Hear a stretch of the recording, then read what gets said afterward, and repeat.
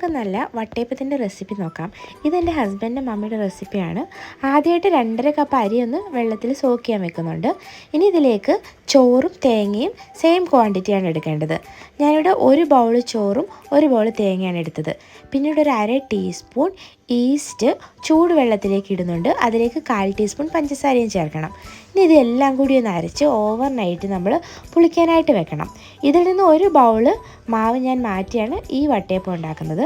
ഈ 1 ബൗളിലേക്ക് 3 table spoon പഞ്ചസാര കൂടി ഇട്ടൊന്ന് മിക്സ് ചെയ്തതിന് ശേഷം ഇതുപോലത്തെ ഒരു പാത്രത്തിൽ എണ്ണ തടകി ഈ മാവ് ഇതിലേക്ക് പകർത്തുന്നുണ്ട്. ഇനി നമുക്ക് ആവിയിൽ വേവിച്ചെടുക്കാം. ഇതിലേക്ക് നമ്മൾ അണ്ടിപ്പരിപ്പും കിസ്മിസും ഒക്കെ ചേർക്കുമ്പോൾ ഒന്ന് വെന്തതിന് ശേഷം മാത്രം ഇട്ട് കൊടുക്കുക, അല്ലെങ്കിൽ ഇതെല്ലാം താഴ്ന്നു പോകും.